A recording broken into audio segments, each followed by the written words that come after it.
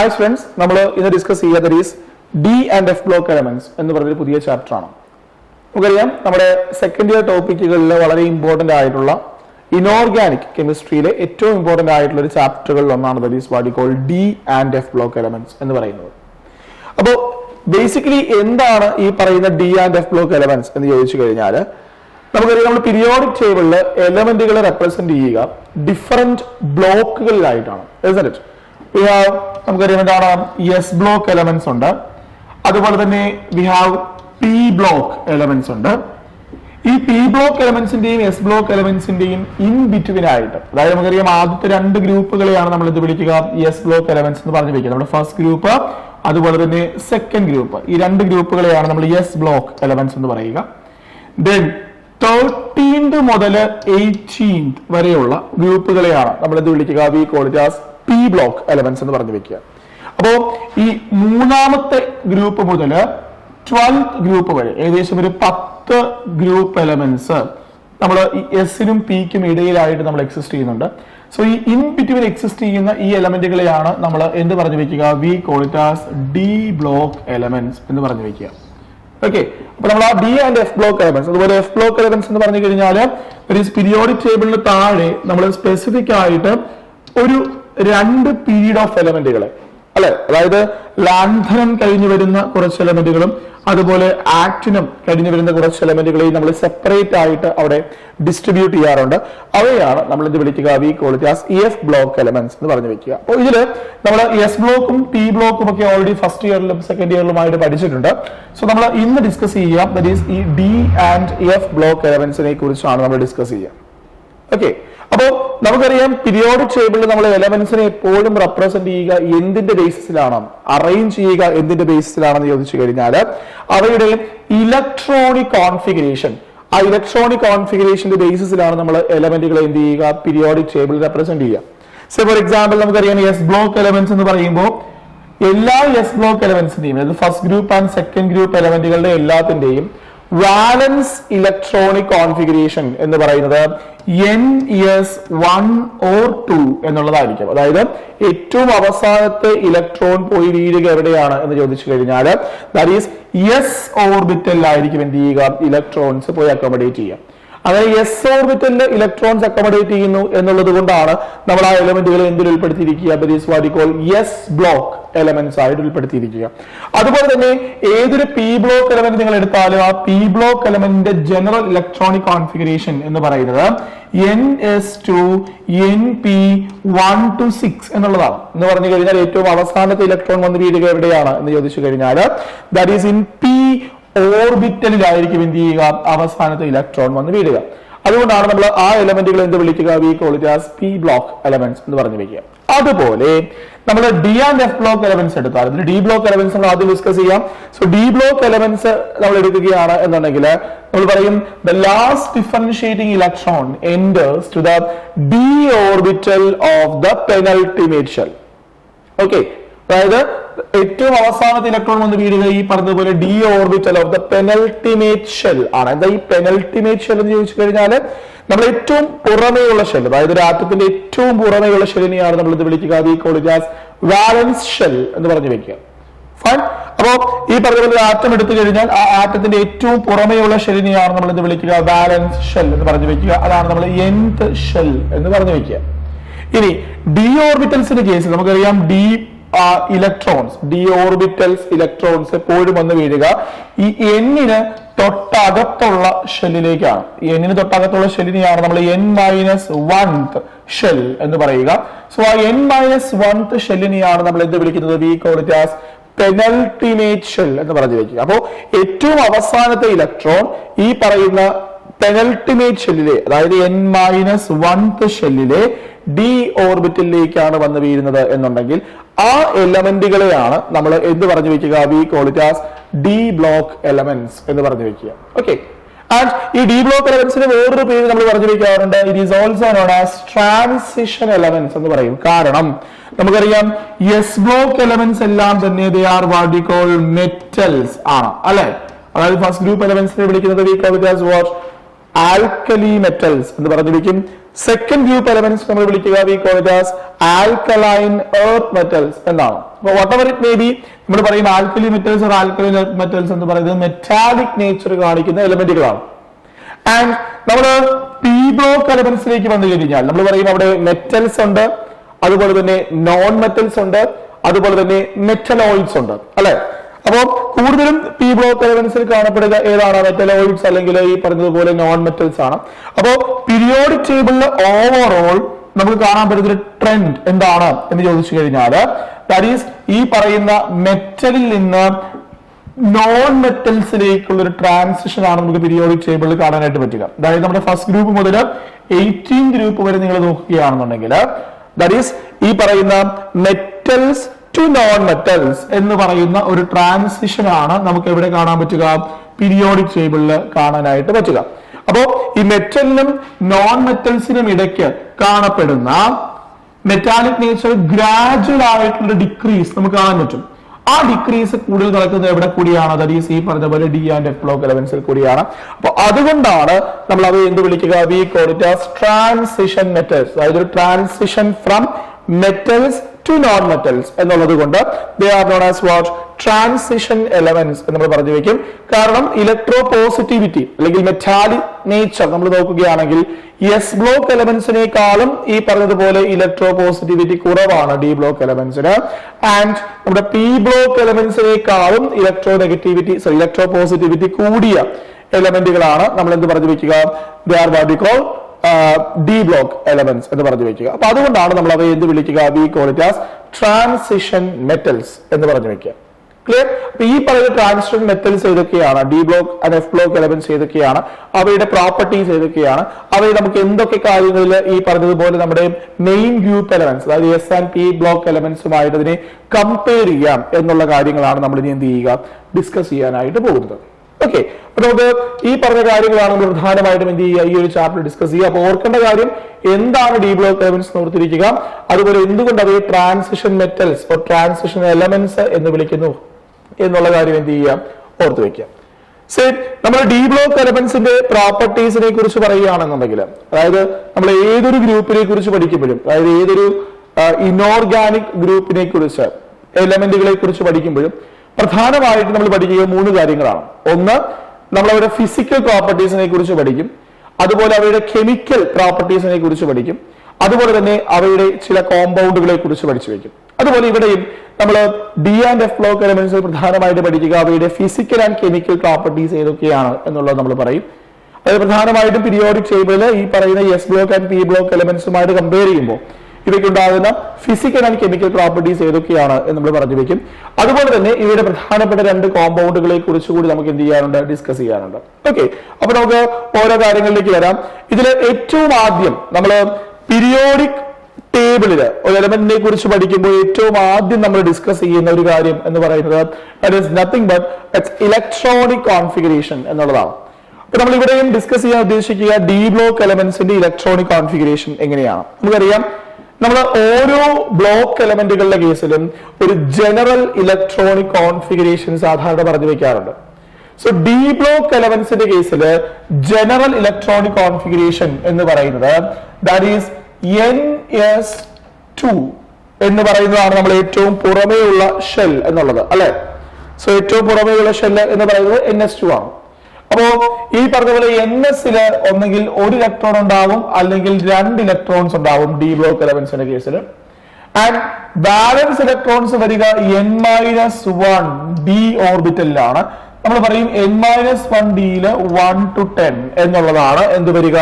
ഈ പറയുന്ന general electronic configuration of D block elements പറയുക. സോ ഏതൊരു ഡി ബ്ലോക്ക് എലമെന്റ് എടുത്താലും നമുക്ക് അവയെ എങ്ങനെ റെപ്രസെന്റ് ചെയ്യാനായിട്ട് പറ്റും? It is NS1 or 2, then N-1 D 1 to 10. ഇതാണ് ഡി ബ്ലോക്കിന്റെ ജനറൽ ഇലക്ട്രോണിക് കോൺഫിഗറേഷൻ. അപ്പൊ നമ്മൾ ഡി ബ്ലോക്ക് എലമെന്റ്സിനെ പലപ്പോഴും ഡിസ്കസ് ചെയ്യുമ്പോൾ 3 റോ ആയിട്ടാണ് നമ്മൾ 4th പീരീഡിലും 5th and 6th 7 ഈ 4 പീരീഡുകളിലാണ് സ്വാഭാവികമായിട്ടും ഡി ബ്ലോക്ക് എലമെന്റ്സ് കാണപ്പെടുക. അതില് ഏറ്റവും കോമൺ ആയിട്ട് കാണപ്പെടുന്ന 3 എന്ന് പറഞ്ഞാൽ first series, second series and third series ആണ്. അപ്പൊ നമ്മൾ ഇത് ഡിസ്കസ് ചെയ്യാൻ പോകുക ഈ പറയുന്ന ഓരോ സീരീസ് എലമെന്റുകളുടെയും കേസിൽ അവയുടെ ഇലക്ട്രോണിക് കോൺഫിഗറേഷൻ എങ്ങനെയാണ് വരിക എന്നുള്ളതാണ്. ഇപ്പൊ ഫസ്റ്റ് സീരീസ് എലമെന്റ്സ്, അതായത് ഫസ്റ്റ് സീരീസ് എന്ന് പറഞ്ഞു കഴിഞ്ഞാൽ നമ്മുടെ ഫോർത്ത് പീരീഡില് നമ്മൾ ഡി ബ്ലോക്കിൽ ഫസ്റ്റ് സീരീസ് അത് നമ്മൾ വിളിക്കുക we call it as 3D series എന്നാണ്. എന്തുകൊണ്ടാണെന്ന് ചോദിച്ചു കഴിഞ്ഞാൽ അവയുടെ ബാലൻസ് ഇലക്ട്രോൺസ് പോവുക 3D ഓർബിറ്റലിലേക്കാണ്. ബിക്കോസ് ഫോർത്ത് പീരീഡ് ആണെന്നുള്ളത് കൊണ്ട് n-1d എന്ന് പറയുന്നത് 4-1 3D ഓർബിറ്റലായിരിക്കും. സോ ആ 3D ഓർബിറ്റലിലേക്കായിരിക്കും എന്ത് ചെയ്യുക, ഈ പറഞ്ഞതുപോലെ വാലൻസ് ഇലക്ട്രോൺസ് അവിടെ ഡിസ്ട്രിബ്യൂട്ട് ചെയ്യപ്പെടുക. സോ അതുകൊണ്ട് ഈ ഫസ്റ്റ് സീരീസിന് നമ്മൾ എന്ത് വിളിക്കാറുണ്ട്, V call it as 3D series എന്ന് പറയാറുണ്ട്. സെക്കൻഡ് സീരീസിന് നമ്മൾ 4D സീരീസ് എന്ന് പറയാറുണ്ട്. തേർഡ് സീരീസിനെ 5D സീരീസ് എന്ന് പറയും. ഫോർത്ത് സീരീസ് നമ്മൾ എന്ത് പറയും, 6D സീരീസ് നമ്മൾ സാധാരണ നൊട്ടേഷൻ കൊടുക്കാറുണ്ട്. അപ്പൊ അതിന് നമ്മൾ ഫസ്റ്റ് സീരീസ് ഓഫ് എലമെന്റ്സ് ഏതൊക്കെയാണെന്ന് ചോദിച്ചു കഴിഞ്ഞാൽ സ്കാൻഡിയം മുതൽ, ശ്രദ്ധിക്കുക, സ്കാൻഡിയം മുതൽ സിങ്ക് വരെയുള്ള എലമെന്റുകളെയാണ് നമ്മൾ എന്ത് പറഞ്ഞു വെക്കുക, we call it as 3D series or first series of elements എന്ന് പറഞ്ഞു വെക്കുക. അപ്പോ അവിടെ scandium, titanium, vanadium, chromium, manganese, iron, cobalt, nickel, copper and zinc, ഇത്രയുമാണ് നമ്മുടെ 3D സീരീസ് ഓഫ് എലമെന്റ്സ്. അപ്പോ 3D സീരീസിന്റെ എല്ലാത്തിന്റെയും ജനറൽ കോൺഫിഗറേഷൻ എങ്ങനെയാണ് പറയേണ്ടത്, ns1 to 2 then n-1d 1 to 10 എന്നുള്ളതാണ്. അപ്പൊ അതിന് നമ്മൾ സ്കാൻഡിയം എടുക്കുകയാണ് എന്നുണ്ടെങ്കിൽ സ്കാൻഡിയത്തിന്റെ 4s ഓർബിറ്റൽ നമ്മൾ പറയുമ്പോൾ എത്രയാണ്, we have 2 electrons and D1 system ആണ് ആക്ച്വലി എന്ത്, ഈ പറഞ്ഞതുപോലെ സ്കാൻഡിയം. അതായത് D1 എന്ന് പറഞ്ഞു കഴിഞ്ഞാൽ സ്കാൻഡിയം നിങ്ങൾ എടുത്തു കഴിഞ്ഞാൽ അതിൽ d ഓർബിറ്റൽസിന്റെ എണ്ണം, d ഓർബിറ്റൽ ഇലക്ട്രോൺസിന്റെ എണ്ണം എന്ന് പറയുന്നത് ഒരു d ഓർബിറ്റൽ ഇലക്ട്രോൺ ആയിരിക്കും. സ്കാൻഡിയം D1 ആണ്. ടൈറ്റാനിയം സ്വാഭാവികമായിട്ടും എന്ത് വരും, D2 സിസ്റ്റം എന്ന് വരും. Vanadium D3, D4, D5, D6 അങ്ങനെ D10 വരെയാണ് നമ്മൾ എന്ത് പറഞ്ഞു വെക്കുക, ഈ പറഞ്ഞ ഓരോ സീരീസും പറഞ്ഞു വെക്കുക. ഇതില് നിങ്ങൾ എക്സെപ്ഷൻ ആയിട്ട് ഓർത്തിരിക്കേണ്ട, അതായത് ജനറൽ കോൺഫിഗറേഷൻ എപ്പോഴും നമ്മൾ പറഞ്ഞു വെക്കുക D1 മുതൽ D10 വരെയുള്ള കോൺഫിഗറേഷൻ ആണ് നമ്മൾ പറഞ്ഞു വെക്കുക. പക്ഷെ ഇത് എക്സെപ്ഷൻ ഏതൊക്കെയാണ് എന്ന് ചോദിച്ചു കഴിഞ്ഞാൽ, ഒന്ന് നമ്മൾ പറയും ഈ പറയുന്ന വനേഡിയം ക്രോമിയത്തിന്റെ കേസിൽ, അതായത് 3D സീരീസിൽ ഏറ്റവും ആദ്യത്തെ എക്സെപ്ഷൻ പറഞ്ഞു വെക്കുക ക്രോമിയവും അതുപോലെ തന്നെ കോപ്പറിന്റെയും കോൺഫിഗറേഷൻ ആണ് നമ്മൾ എക്സെപ്ഷൻ ആയിട്ട് പറഞ്ഞു വെക്കുക. സോ എന്താണ് ക്രോമിയത്തിന്റെയും കോപ്പറിന്റെയും പ്രത്യേകത എന്ന് ചോദിച്ചു കഴിഞ്ഞാൽ, സാധാരണ നമ്മൾ പറയുന്നതനുസരിച്ച് സ്കാൻഡിയം, ടൈറ്റാനിയം, വനേഡിയം, ക്രോമിയം എന്ന് പറയുമ്പോൾ ക്രോമിയം D4 സിസ്റ്റം ആണ് ആക്ച്വലി ആര് വരേണ്ടത്, ക്രോമിയം വരേണ്ടത്. പക്ഷേ നമ്മൾ പറയും ഈ പറഞ്ഞതുപോലെ D4 ഒരു ചെറിയ വേരിയേഷൻ ക്രോമിയത്തിന് കാണിക്കും. അതായത് ക്രോമിയം കാണിക്കുക 3d5-4s1 എന്ന് പറയുന്ന കോൺഫിഗറേഷൻ ആണ്. കാരണം നമുക്കറിയാം 3d4-4s2 എന്ന് പറയുന്ന കോൺഫിഗറേഷൻ ആണ് ക്രോമിയത്തിന് വരേണ്ടത്. പക്ഷേ ഓൺ കമ്പാരിസൺ ദിസ് 3d4 നമ്മൾ പറയും 3d5 എന്ന് പറയുന്ന ഒരു കോൺഫിഗറേഷൻ വരികയാണെന്നുണ്ടെങ്കിൽ, 3d5 എന്ന് വെച്ച് കഴിഞ്ഞാൽ d ഓർബിറ്റൽ എന്ന് പറയുമ്പോൾ നമുക്കറിയാം എത്രയാണ്, 5 ലോബുകളാണ്. സോ അതില് 5 ഇലക്ട്രോൺ എന്ന് പറഞ്ഞു കഴിഞ്ഞാൽ എന്താണ്, ഒരു ഹാഫ് ഫിൽഡ് സ്റ്റെബിലൈസേഷൻ ആണ്. അങ്ങനെ ഒരു ഹാഫ് ഫിൽഡ് സ്റ്റെബിലൈസേഷൻ ഉണ്ട് എന്നുണ്ടെങ്കിൽ നമുക്കറിയാം ആ കോംപ്ലക്സ് കൂടുതൽ സ്റ്റേബിൾ ആണ്, കോമ്പൗണ്ടുകൾ കൂടുതൽ സ്റ്റേബിൾ ആണ് എന്ന് നമുക്ക് പറയാൻ പറ്റും. അപ്പോ 3d5 കോൺഫിഗറേഷൻ ഇവിടെ കൂടുതൽ സ്റ്റേബിൾ ആണെന്നുള്ളത് കൊണ്ട് ഈ 4sലുള്ള ഒരു ഇലക്ട്രോൺ എന്തിനുള്ള പോസിബിലിറ്റി ഉണ്ട്, 3dയിലേക്ക് ജമ്പ് ചെയ്യും. അപ്പോ ഇൻസ്റ്റെഡ് ഓഫ് ഈ 3d4-4s2 എന്നുള്ളതിന് പകരം ക്രോമിയം എന്ത് കാണിക്കാനുള്ള പോസിബിലിറ്റി ഉണ്ട്, 3d5-4s1 കോൺഫിഗറേഷൻ ആണ് കാണിക്കുക. അതായത് S1 കോൺഫിഗറേഷൻ കാണിക്കുന്ന ഒരു എലമെന്റ് 3D സീരീസിലേതാണ്, ക്രോമിയമാണ്. ഓക്കെ, പിന്നെ ബാക്കിയുള്ളതൊന്നും മാറ്റമില്ല. ഇത് D5 ആണ്, D6 ആണ്, D7 ആണ്, D8 ആണ്. ഇത് നമ്മൾ കോപ്പറിലേക്ക് വരുമ്പോൾ കോപ്പർ ജനറലി കാണിക്കേണ്ടത് D9 സിസ്റ്റം ആണ്, D9 കോൺഫിഗറേഷൻ ആണ് കോപ്പർ കാണിക്കേണ്ടത്. പക്ഷേ ഇവിടെയും നമ്മൾ പറയും 3d9നേക്കാളും കുറച്ചുകൂടി സ്റ്റേബിൾ ആയിട്ടുള്ള കോൺഫിഗറേഷൻ ആണ് 3d10 എന്നുള്ളത്. എന്താ 3d10ന്റെ പ്രത്യേകത? അതായത് ഈ പറഞ്ഞ പോലെ 5 ലോബുകൾ ഉണ്ടായിരുന്നുണ്ടെങ്കിൽ 1 2 3 4 5 5 ലോബുകളിൽ 10 ഇലക്ട്രോൺസ് എന്ന് പറഞ്ഞു കഴിഞ്ഞാൽ സ്വാഭാവികമായിട്ടും എങ്ങനെയായിരിക്കും, ഒരു ഫുള്ളി ഫിൽഡ് കോൺഫിഗറേഷൻ ആണ് നമുക്ക് 10 ഇലക്ട്രോൺസ് കിട്ടുമ്പോൾ വരുമ്പോൾ നമുക്ക് കാണാൻ പറ്റുക. അപ്പൊ അങ്ങനെ ഈ പറഞ്ഞതുപോലെ D10 സിസ്റ്റം എന്ന് പറയുന്നത് കുറച്ചുകൂടി സ്റ്റേബിൾ ആണ് എന്നുള്ളത് കൊണ്ട് സ്വാഭാവികമായിട്ടും കോപ്പറിന്റെ കേസ് നമുക്ക് എന്ത് കാണാൻ പറ്റും? ഈ പറഞ്ഞ പോലെ D9 4s2 എന്നുള്ളതിന് പകരം ആ 4sലുള്ള ഇലക്ട്രോൺ എന്ത് ചെയ്യാം? ഈ പറഞ്ഞതുപോലെ ഡിയിലേക്ക് ഷിഫ്റ്റ് ചെയ്യാം. എന്നിട്ട് അതെന്തായിട്ട് എക്സിസ്റ്റ് ചെയ്യാം? ഈ പറഞ്ഞതുപോലെ 3D9 പകരം 3D10 4s1 ആയിട്ട് എക്സിസ്റ്റ് ചെയ്യാം. ആൻഡ് സിംഗിന്റെ കേസിൽ നമ്മൾ ജനറൽ കോൺഫിഗറേഷൻ തന്നെ എത്രയാ വരിക? That is what you call ഈ പറഞ്ഞതുപോലെ 4s2 3D10 കോൺഫിഗറേഷൻ വരും. അപ്പോ ഓർക്കേണ്ട കാര്യം 3D സീരീസിൽ ഏതൊക്കെ എലമെന്റുകൾക്കാണ് ഈ പറഞ്ഞതുപോലെ എക്സെപ്ഷണൽ ആയിട്ടുള്ള ഇലക്ട്രോണിക് കോൺഫിഗറേഷൻ ഉണ്ടാവുക? That is what you call ക്രോമിയത്തിന്റെ കേസിലും അതുപോലെ തന്നെ കോപ്പറിന്റെ കേസിലും D1 സിസ്റ്റം ആണ് എന്നുള്ളത് ഓർത്തിരിക്കുകയാണ്. ക്ലിയർ? ഇനി ഇതുപോലെ നമ്മൾ സെക്കൻഡ് സീരീസിലേക്ക്, അതായത് 4D സീരീസിലേക്ക് വന്നാൽ അവിടെയും കുറച്ച് എക്സെപ്ഷൻസ് ഉണ്ട്. അവിടെ എങ്ങനെയാണ് നിങ്ങൾ ഓർക്കേണ്ടതെന്ന് ചോദിച്ചു കഴിഞ്ഞാൽ നമ്മുടെ നിയോബിയം മുതൽ ദെൻ ഇങ്ങേയറ്റം നിങ്ങൾ പലേഡിയം അല്ല സിൽവർ വരെയുള്ള എലമെന്റുകൾ നോക്കുക. അതായത് വനേഡിയം, നിയോബിയം, പെൻഡാലമാണ്. So niobium, molybdenum, technetium, ruthenium, rhodium, palladium and silver, ഇത്രയും എലമെന്റുകളുടെ കേസിൽ നമ്മൾ പറയും അവിടെ എന്തിനുള്ള പോസിബിലിറ്റി ഉണ്ട്? there are some exceptions in their electronic configuration ഉണ്ട് എന്ന് പറയും. അതായത് ഇട്രിയം നോർമലി പറയുന്നത് പോലെ തന്നെ D1 സിസ്റ്റം ആണ്, 4s2 ആണ് വരിക. സിർക്കോണിയം 2 ആണ് വരിക. ഓക്കെ, അതായത് 4s2 തന്നെ 4D2 എന്നുള്ള കോൺഫിഗറേഷൻ വരും. ഇനി നിയോബിയം നോർമലി എക്സിസ്റ്റ് ചെയ്യേണ്ടത് എങ്ങനെയാണെന്ന് ചോദിച്ചു കഴിഞ്ഞാൽ ദാറ്റ് ഈസ് 5s2 4D1 എന്നാണ് എക്സിസ്റ്റ് ചെയ്യേണ്ടത്. പക്ഷേ നമ്മൾ പറയും നിയോബിയത്തിന്റെ കോൺഫിഗറേഷൻ എങ്ങനെയാണെന്ന് ചോദിച്ചു കഴിഞ്ഞാൽ 5s1 കോൺഫിഗറേഷൻ ആണ്. 4D എത്രയാണ്? 4 ആണ്. അതായത് 4D3ക്ക് പകരം അത് പ്രിഫറൻഷ്യലി ഏത് ഓക്യുപ്പൈ ചെയ്യും? ഈ പറഞ്ഞതുപോലെ 4D4 കോൺഫിഗറേഷൻ, അല്ലെങ്കിൽ ഈ പറഞ്ഞതുപോലെ S1 കോൺഫിഗറേഷൻ ആർക്ക് പോസിബിൾ ആണ്? നിയോബിയത്തിന് പോസിബിൾ ആണ്. അതുപോലെ മോളിബ്ഡിയത്തിന്റെ കേസിൽ എന്ത് വരും? S1 കോൺഫിഗറേഷൻ ആണ്. അപ്പോൾ D എത്രയായിരിക്കും വരിക? D5 ആണ്. ദെൻ ടെക്നീഷ്യം എത്രയാണ്? S1 കോൺഫിഗറേഷൻ ആണ്. റുഥീനിയം S1 കോൺഫിഗറേഷൻ ആണ്. റോഡിയം S1 കോൺഫിഗറേഷൻ ആണ്. S1 D8 എന്ന് പറഞ്ഞ കോൺഫിഗറേഷൻ വരും. ഇനി പലേഡിയത്തിന്റെ കേസ് വരുമ്പോൾ നമ്മൾ പറയും സ്വാഭാവികമായിട്ടും അത് S1 ആണെങ്കിൽ പോലും D9 വരും. അപ്പോ അവിടെ എന്തിനുള്ള പോസിബിലിറ്റി ഉണ്ട്? എസിലുള്ള 2 ഇലക്ട്രോൺസും എന്ത് ചെയ്യും? ഈ പറഞ്ഞതുപോലെ D ഓർബിറ്റിലേക്ക് ഷിഫ്റ്റ് ചെയ്തിട്ട് ദാറ്റ് ഈസ് S0D10 കോൺഫിഗറേഷൻ കാണിക്കാനുള്ള പോസിബിലിറ്റി ആർക്കുണ്ട്? പാലഡിയത്തിനുണ്ട്.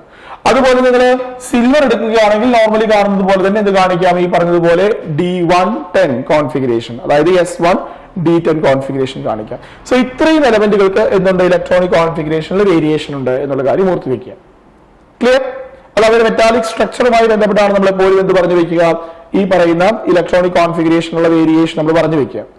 ഇനി 5D സീരീസിലേക്ക് വരികയാണെന്നുണ്ടെങ്കിൽ 5D സീരീസിൽ എവിടെയൊക്കെയാണ് വേരിയേഷൻ എന്ന് ചോദിച്ചു കഴിഞ്ഞാൽ നമ്മൾ ജനറലി പറഞ്ഞു വെക്കുക എല്ലാം തന്നെ S2 കോൺഫിഗറേഷൻ ആണ്. 1 2 3 4 5 6 7 എന്നാണ് വരിക. ഇനി പ്ലാറ്റിനം എന്ന് പറയുന്ന D8 സിസ്റ്റം, അപ്പോ D8 4s2 അതായത് D8s2 കോൺഫിഗറേഷൻ വരുന്നതിന് പകരം അതെന്തിനുള്ള പോസിബിലിറ്റി ഉണ്ട്? D9s1 കോൺഫിഗറേഷൻ കാണിക്കും. അതുപോലെ ഗോൾഡിന് എന്തിനുള്ള പോസിബിലിറ്റി ഉണ്ട്? ഈ പറഞ്ഞ പോലെ D10s1 കോൺഫിഗറേഷൻ കാണിക്കും.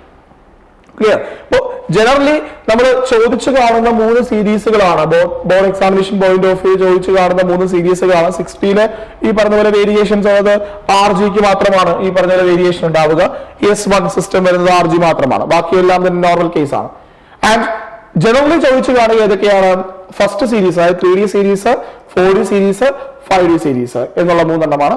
അപ്പോൾ 4D സീരീസിൽ ഏതൊക്കെയാണെന്ന് ഓർത്തിരിക്കുക? നിയോബിയം മുതൽ സിൽവർ വരെയുള്ള എലമെന്റുകളുടെ കേസിൽ എക്സെപ്ഷൻസ് ഉണ്ട്.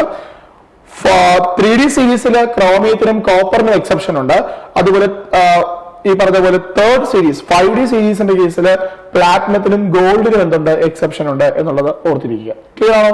ഇതാണ് നമ്മൾ ജനറൽ ഇലക്ട്രോണിക് കോൺഫിഗറേഷനിൽ നിന്ന് അല്ലെങ്കിൽ പീരിയോഡിക് എലമെന്റുകളുടെ കേസിൽ വരുന്ന നോർമൽ ഇലക്ട്രോണിക് കോൺഫിഗറേഷനിൽ നിന്ന് ഇവയ്ക്ക് ഉണ്ടാകുന്ന വേരിയേഷൻ നമ്മൾ പറഞ്ഞു വെക്കുക. അപ്പൊ ഈ വേരിയേഷൻ നിങ്ങൾ അറിഞ്ഞിരിക്കണം.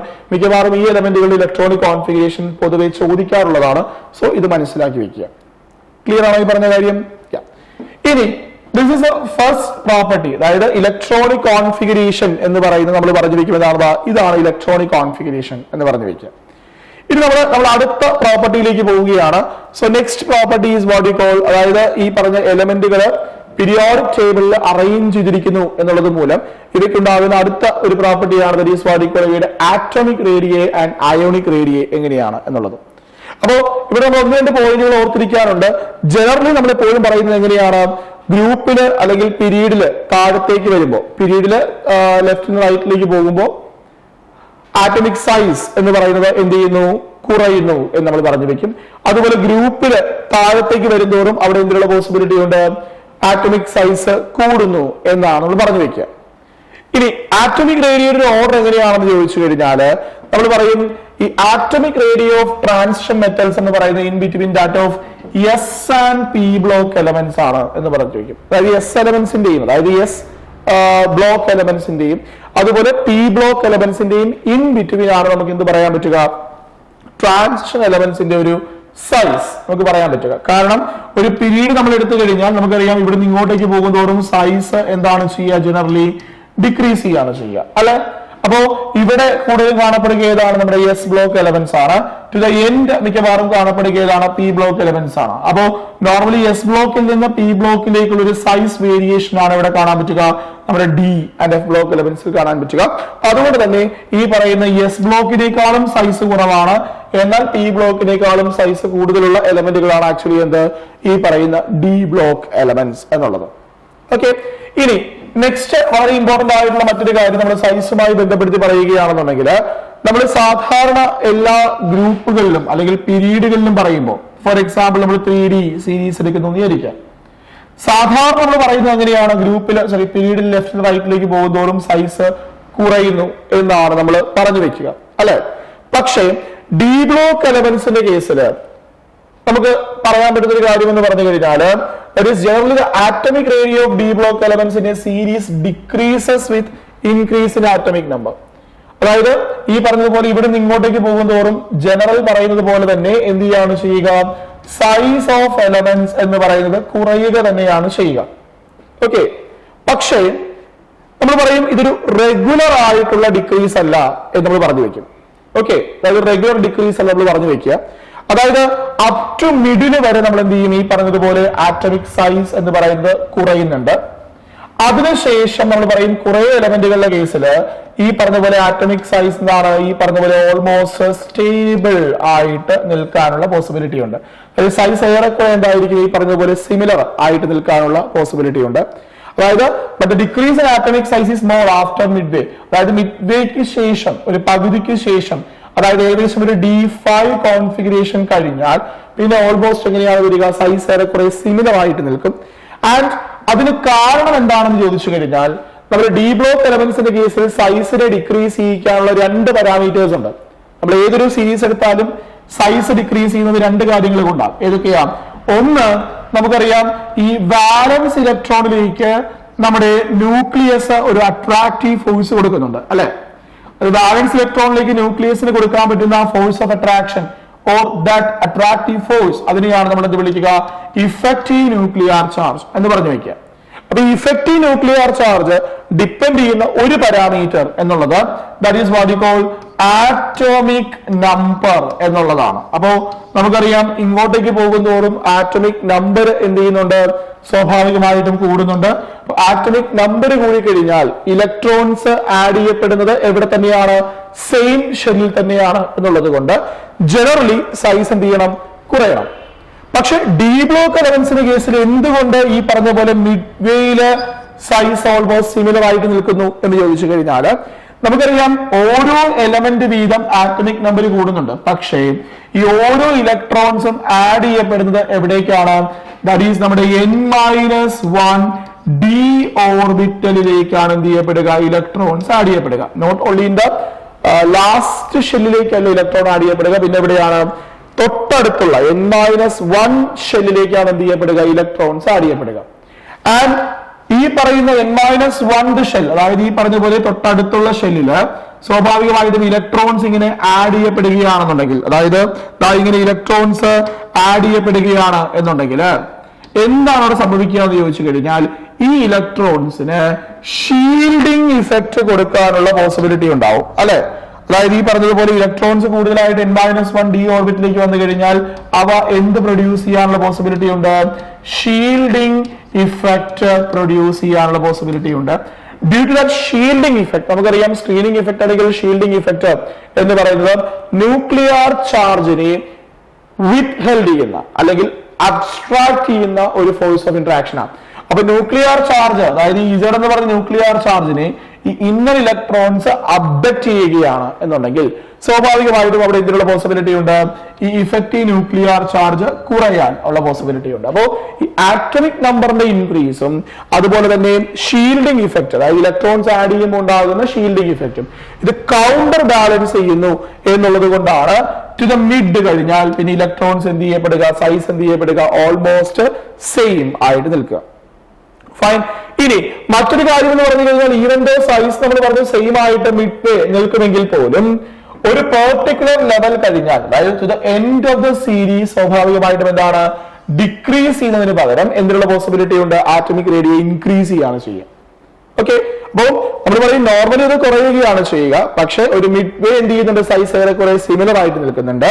ദെൻ അതിനുശേഷം എന്ത് ചെയ്യുന്നുണ്ട്? സൈസ് നമ്മൾ പറയുന്നതാണ് സൈസ് ഇൻക്രീസ് ചെയ്യുന്നു. എന്തുകൊണ്ടാണ് സൈസ് ഇൻക്രീസ് ചെയ്യാന്ന് ചോദിച്ചു കഴിഞ്ഞാൽ it is due to the interelectronic repulsion മൂലമാണ്.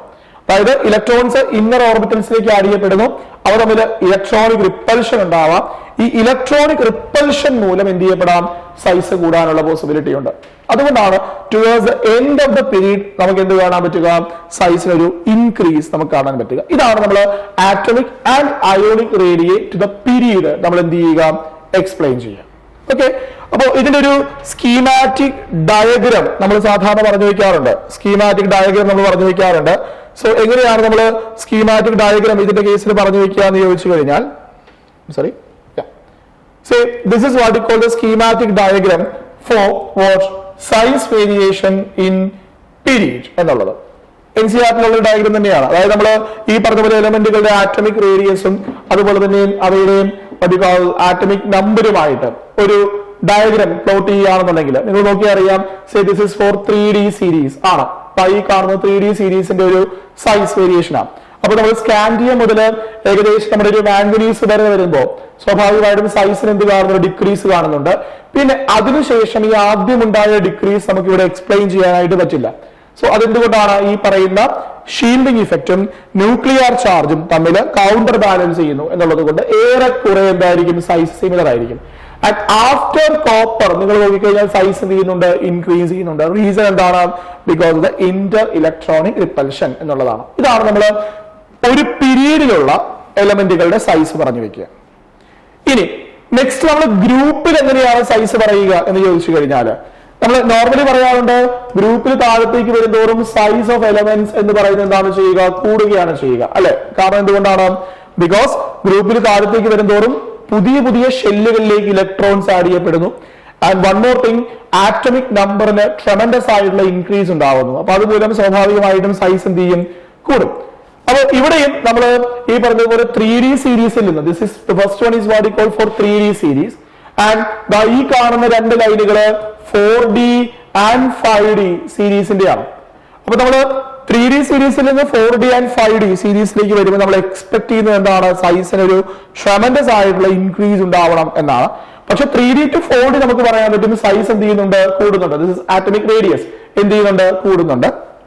പക്ഷേ 4D to 5D, അതായത് 4D സീരീസും അതുപോലെ തന്നെ 5D സീരീസും നിങ്ങൾ നോക്കിക്കഴിഞ്ഞാൽ അവ തമ്മിൽ ഏറെക്കുറെ സിമിലർ സൈസ് ആണ് കാണപ്പെടുക. അത് എന്തുകൊണ്ടാണ് എന്ന് ചോദിച്ചു കഴിഞ്ഞാൽ വേറൊന്നുമല്ല, അതിന് റീസൺ നമ്മൾ പറഞ്ഞു വെക്കുക, that is what we call lanthanide contraction എന്നുള്ളതാണ്. ലാൻഥനൈഡ് കോൺട്രാക്ഷൻ നമ്മൾ വളരെ ഡീറ്റെയിൽഡ് ആയിട്ട് ലാൻഥനൈഡ്സ് പഠിക്കും, അതിനെ കുറിച്ച് പഠിക്കും. ലാൻഥനൈഡ് കോൺട്രാക്ഷൻ. അപ്പൊ ലാൻഥനൈഡ് കോൺട്രാക്ഷൻ ഉള്ളത് മൂലം അതിന്റെ കോൺസിക്വൻസ് മൂലം നിങ്ങൾ 3D 4D 5D സീരീസ് എടുത്തു കഴിഞ്ഞാൽ 3D സീരീസിനേക്കാളും സൈസ് കൂടുതലായിരിക്കും ആർക്ക്? 4D സീരീസിന്. പക്ഷെ 4D ആൻഡ് 5D സീരീസുകളുടെ കേസിൽ സൈസ് ഓൾമോസ്റ്റ് സിമിലർ ആയിരിക്കും. So for example scandium, then നമ്മൾ നെക്സ്റ്റ് വരിക ദാറ്റ് ഈസ് ഇട്രിയം, ലാൻഥനം, ആക്ടിനം എന്നുള്ളതാണ്. സോ ലാൻഥനം കഴിഞ്ഞു വരുന്ന സെക്കൻഡ് D2 സീരീസ് മുതലുള്ള എലമെന്റുകളുടെ കേസിൽ that is titanium, zirconium, hafnium നിങ്ങൾ എടുത്താൽ ഈ സിർക്കോണിയം ആൻഡ് ഹാഫ്നിയം ഈ രണ്ട് എലമെന്റുകളുടെയും കേസിൽ since they are in 4D and 5D series, ഇത് 3D സീരീസ് ആണ്, this is 4D series, this is 5D series. ഈ 4D ആൻഡ് 5D സീരീസിലുള്ള സിർക്കോണിയത്തിലും ഹാഫ്നിയത്തിലും ഓൾമോസ്റ്റ് നമ്മൾ പറയുന്നത് എന്താണ്, സെയിം സൈസ് ആണ് എന്ന് പറഞ്ഞു വെക്കും. അതിന്റെ റീസൺ നമ്മൾ പറഞ്ഞു വെക്കുക എന്തിന്റെ ബേസിലാണ്, ലാൻഥനൈഡ് കോൺട്രാക്ഷൻ. അപ്പോ ഈ ഒരു കാര്യം കൂടി എന്ത് ചെയ്യാം, ഒന്ന് ഓർത്തു വെക്കുക. സോ ഇത് നമ്മൾ ഈ പറഞ്ഞതുപോലെ എലമെന്റുകളുടെ സൈസുമായിട്ട് ബന്ധപ്പെടുത്തി അല്ലെങ്കിൽ റേഡിയസുമായിട്ട് ബന്ധപ്പെടുത്തി പറയുന്ന ഒരു കാര്യമാണ്. ഇനി ഇവയുടെ ആറ്റമിക് റേഡിയ എങ്ങനെയാണോ അതുപോലെ തന്നെയാണ് എന്ത് വരിക, അയോണിക് റേഡിയയും വരിക. That is the trend followed by the ionic radii is the same as that followed by the atomic radii. അതായത് ionic radii of transition metals നമ്മൾ പറയുന്നതാണ് ഈ പറഞ്ഞതുപോലെ ഇതുപോലെ തന്നെ സൈസ് ആദ്യം എന്ത് ചെയ്യുന്നു, കുറയുന്നു, അതിനുശേഷം ഏറെക്കുറെ സെയിം ആയിട്ട് നിൽക്കുന്നു, ദെൻ അതിനുശേഷം എന്ത് ചെയ്യുന്നു, ഇൻക്രീസ് ചെയ്യുന്നു എന്ന് നമുക്ക് പറയാനായിട്ട് പറ്റും. ഇനി ഡിഫറന്റ് ഓക്സിഡേഷൻ സ്റ്റേറ്റ്സിലേക്ക് വരുമ്പോൾ അയോണിക് റേഡിയ എന്ന് പറയുമ്പോൾ സ്വാഭാവികമായിട്ടും നമ്മൾ ഡിഫറന്റ് ഓക്സിഡേഷൻ സ്റ്റേറ്റിലേക്ക് വരുമ്പോൾ സ്വാഭാവികമായിട്ടും എലമെന്റുകളുടെ സൈസ് എന്തിനുള്ള പോസിബിലിറ്റി ഉണ്ട്, ചേഞ്ച് ചെയ്യാനുള്ള പോസിബിലിറ്റി ഉണ്ട്. നമുക്കറിയാം സ്വാഭാവികമായിട്ടും higher oxidation state, for example എലമെന്റുകൾ ഇവിടെ വേരിയബിൾ ഓക്സിഡേഷൻ സ്റ്റേറ്റ് കാണിക്കാറുണ്ട്. മാംഗനീസ് 2+ അതുപോലെ മാംഗനീസ് 7+ എടുത്തു കഴിഞ്ഞാൽ ഏതിനാണ് അയോണിക് റേഡിയ കൂടുതലുള്ളത് എന്ന് ചോദിച്ചു കഴിഞ്ഞാൽ ഏതാണോ ലോവർ ഓക്സിഡേഷൻ സ്റ്റേറ്റിലുള്ളത് അതിനായിരിക്കും എന്തുണ്ടാവുക, അയോണിക് റേഡിയ കൂടുതൽ ഉണ്ടാവുക. ബിക്കോസ് അവയുടെ ഇലക്ട്രോൺസിന്റെ എണ്ണം കൂടുതലാണ്. ഹയർ ഓക്സിഡേഷൻ സ്റ്റേറ്റിലുള്ള മെറ്റൽസ് നോർമലി എന്തായിരിക്കും, they are at low size ആയിരിക്കും ഉണ്ടാവുക. അതാണ് നമ്മൾ അയോണിക് റേഡിയ എന്ന് പറയുന്നത് different for different oxidation states എന്ന് പറഞ്ഞു വെക്കുക. ഇനി ionic radii of transition metals are smaller than that of the respective elements belong to the same period. അതായത് നമ്മൾ നോർമലി എലമെന്റുകളെക്കാളും നമുക്ക് എല്ലാവർക്കും അറിയാവുന്ന കാര്യമാണ്, പോസിറ്റീവ് ചാർജ് വരുമ്പോൾ സ്വാഭാവികമായിട്ടും അവയ്ക്ക് ഇഫക്റ്റീവ് ന്യൂക്ലിയർ ചാർജ് കൂടാനുള്ള പോസിബിലിറ്റി ഉണ്ട്.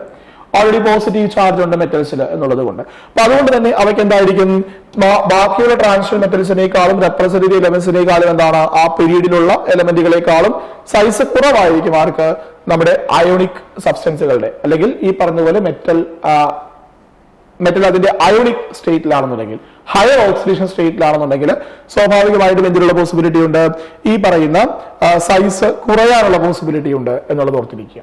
ഇത്രയും കാര്യങ്ങളാണ് നമ്മൾ പ്രധാനമായിട്ടും എന്ത് പറഞ്ഞു വെക്കുക, ഇവയുടെ അയോണിക് റേഡിയയുമായിട്ട് ബന്ധപ്പെട്ട് പറഞ്ഞു വെക്കുക. ഓക്കെ, അപ്പോ ഇനിയും കുറച്ച് കാര്യം കൂടി പറയാനുണ്ട്, അത് നമ്മൾ നെക്സ്റ്റ് സെഷനിൽ കണ്ടിന്യൂ ചെയ്യും. Okay, thank you.